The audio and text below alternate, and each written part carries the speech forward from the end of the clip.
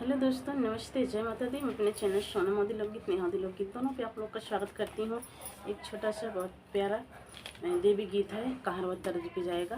आप लोग सुनिएगा और फुलवाच करिएगा। कमेंट बॉक्स में ज़रूर बताइएगा कि कैसा लगा हमारा देवी गीत और कहावत तर्ज पे जाएगा। आप लोग सुनिएगा, फुलवाच करिएगा, कमेंट बॉक्स में ज़रूर बताइएगा। तो चलिए मैं सुनाती हूँ, आप लोग सुनिए।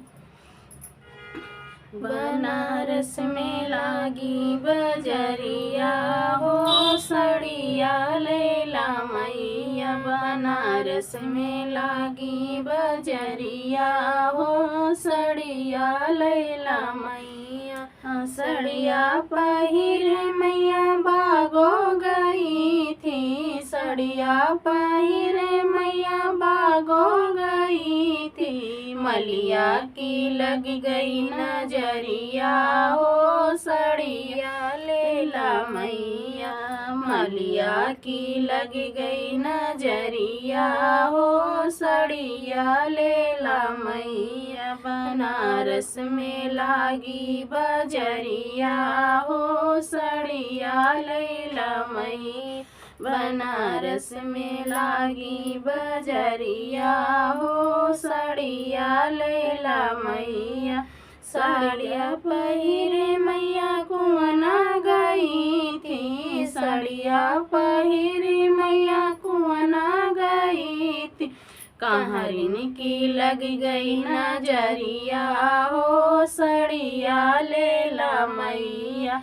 कहारिन की लग गई नजरिया हो सड़िया लैला मैया। बनारस में लागी बजरिया हो सड़िया लैला मैया। बनारस में लागी बजरिया हो सड़िया लैला मैया। बनारस में लागी बजरिया हो सड़िया लैला मैया। सड़िया पहिरे मैया मायलो गई थी। सड़िया पहिरे मैया मालो गई थी।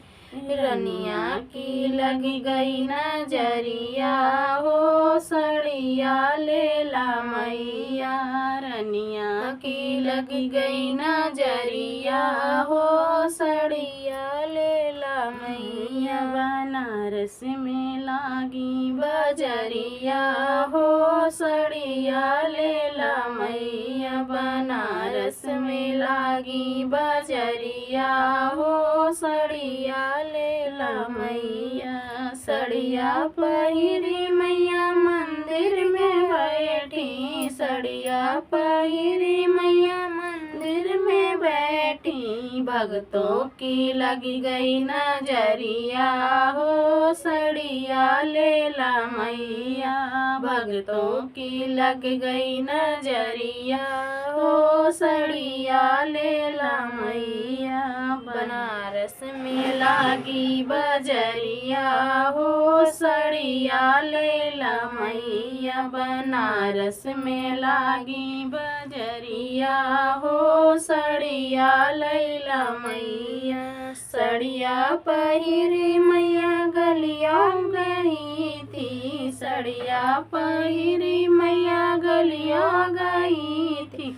सखियाँ की लड़ गई नजरिया हो सड़िया लैला मैया। सखिया की लग गई नजरिया हो सड़िया लैला मैया। बनारस में लागी बजरिया हो सड़िया लैला मैया। बनारस में लागी बजरिया हो सड़िया लैला मैया।